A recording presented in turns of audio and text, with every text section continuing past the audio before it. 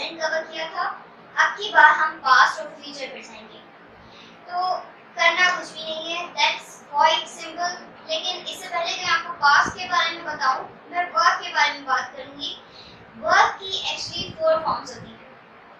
एक फर्स्ट जो कि हमने प्रेजेंट में यूज की थी, उसके बाद आती है सेकंड फॉर्म जो कि हम पास्ट में यूज करने वाले हैं, उसके बाद आती है थर्ड फॉर्म जो कि डिफरेंट टेंसेस में यूज की जाती है, और आती है फोर्थ फॉर्म।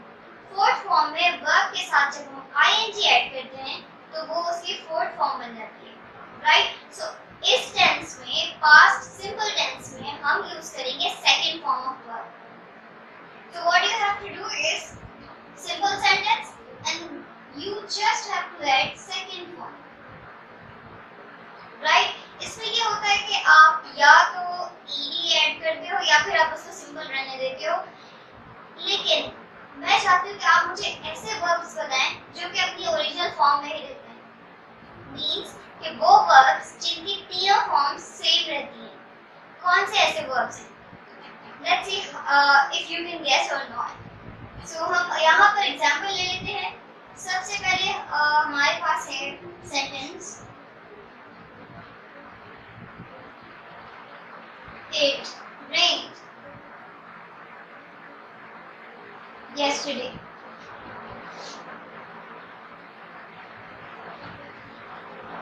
Means कि कल बारिश हुई थी।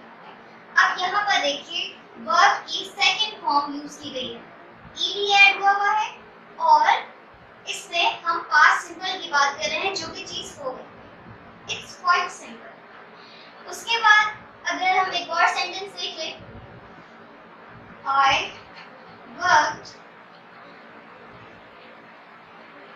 in my office, right? यहाँ पर भी अगर हम देखें तो जो हमारे पास वर्ब है वो है वर्क और उसमें हमने ed ऐड किया है जो कि सेकंड फॉर्म की निशानी है। अब हम देखेंगे कि दूसरी फॉर्म्स किस तरीके से बनती है इसकी, नेगेटिव, इंटरोगेटिव और नेगेटिव इंटरोगेटिव किस तरीके से बनता है। तो हम देख लेते हैं नेगेटिव को पहले। उससे पहले हम फॉर्मूला देखेंगे।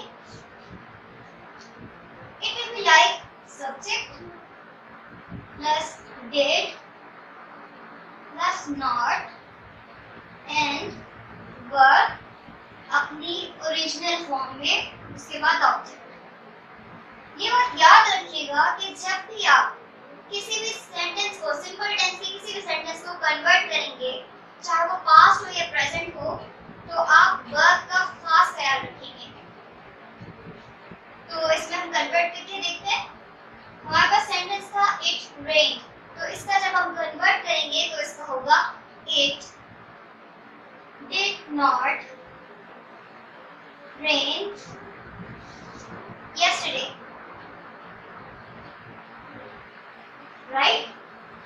और हमारे पास सेंटेंस था I worked in my office, तो जब हम इसको कन्वर्ट करेंगे तो ये हो जाएगा I did not work in my office, right. हम जो हमने सेकंड फॉर्म लगाई थी उसको कन्वर्ट करके फर्स्ट फॉर्म में ले लेंगे। अब आते हैं इंटरोगेटिव। क्वेश्चंस किस तरीके से बनाएंगे इसके, तो ये सिंपल है। सबसे पहले फॉर्मूला देख लेते हैं। इसमें होगा did plus subject plus verb and then object. अब हमारे पास सेंटेंस था इट रेन्ड यस्टरडे, तो हम इसको किस तरीके से करेंगे? हम करेंगे डिड इट रेन yesterday, क्या कल बारिश हुई थी? और हम इसको कन्वर्ट करेंगे तो did I work in my office,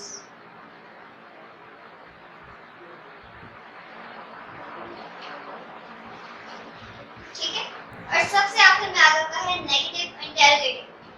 ये भी सिंपल है। जिस अब मैंने क्या कहा था आपसे कि ये इन दोनों का मिक्सचर है, तो इसमें इस तरीके से होगा। सबसे पहले फॉर्मूला देखेंगे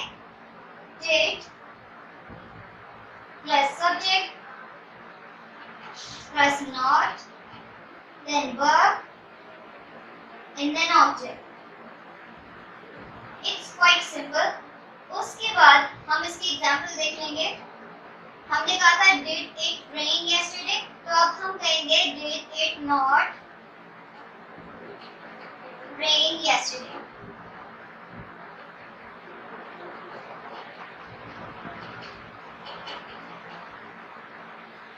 और दूसरा वाला did I not work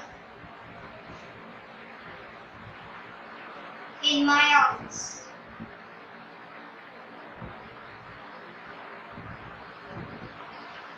So here we completed past simple tense. अगर आपको किसी भी किस्म का कोई भी क्वेश्चन है या आपको कंफ्यूजन है किसी भी चीज में, feel free to ask. This is I always say this. आप मुझे कमेंट करके बता सकते हैं, आप मुझे इनबॉक्स करके बता सकते हैं, बट एक बात याद रखिए, रेलेवेंट होना चाहिए. अब बारी आ गई फ्यूचर की, जिसके बारे में हम बड़ा परेशान रहते हैं, लेकिन ये जरा हटके. तो सबसे पहले फॉर्मूला देख लेते हैं. ये क्वाइट सिंपल है. जिस तरह इनके नाम है इसी तरीके से ये खुद भी सिंपल है, राइट? तो इसमें फॉर्मूला है सब्जेक्ट, एडिशन इसमें ये है हेल्पिंग वर्ब की विल या फिर शैल हम यूज करते हैं. उसके बाद वर्ब आता है, देन ऑब्जेक्ट आता है. तो इसमें सबसे पहले एग्जांपल है it will rain.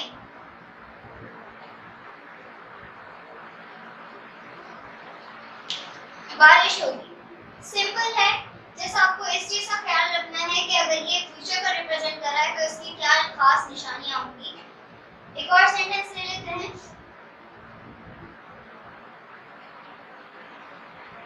I will pass the test. इसमें भी देख लें कि किस तरीके से फ्यूचर को रिप्रेजेंट किया जा रहा है. सब्जेक्ट है, हेल्पिंग वर्ब है, उसके बाद मेन वर्ब है, उसके बाद ऑब्जेक्ट है. So this is quite simple. आपको टेंशन नहीं लेनी इसके बारे में, क्योंकि सिंपल टेंसेस वाकई सिंपल हैं. Now negative interrogative and negative interrogative sentences. Simple sentences हमने देख लिए. अब इसका नेगेटिव का फॉर्मूला देखते हैं. सब्जेक्ट प्लस विल और शैल plus not and then verb, after that object. Quite simple. किस तरीके से होगा? हमने सेंटेंस लिया it will rain, तो इसके जब नेगेटिव करेंगे तो हम हेल्पिंग वर्ब के बाद सिंपल नॉट की एडिशन कर देंगे. किस तरीके से? It will not rain. बारिश नहीं होगी. कितनी बुरी खबर है. अब नेक्स्ट वन है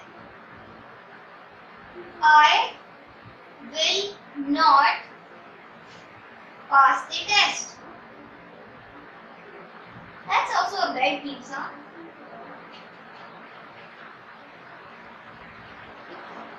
उसके बाद आती है बारी इंटेरोगेटिव की. एक बात मैं आपको बार बार कहूंगी, अपने माइंड में ये चीज जरूर रखिएगा. अक्सर लोग इनकी प्रैक्टिस में जब इंटेरोगेटिव पर आते हैं तो वो क्वेश्चन मार्क भूल जाते हैं. क्वेश्चन मार्क मैंडेटरी है. इसी से पता चलता है कि ये क्वेश्चन है.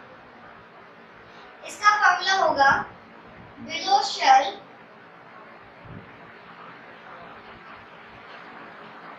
Subject verb and then object. तो इसकी एग्जांपल होगी will it rain.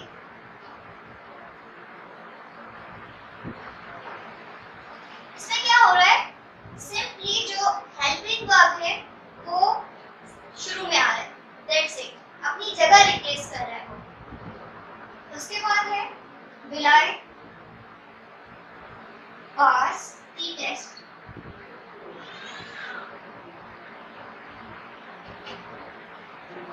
After that, last but not the least, negative interrogative. इसका हम फॉर्मूला देख लेते हैं. Will shall and then subject, then not,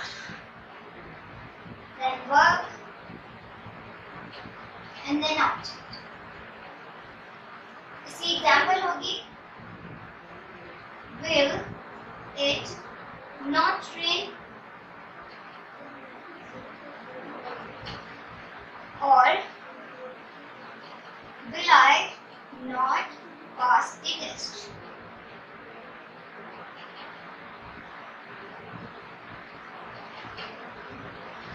So this is how it goes.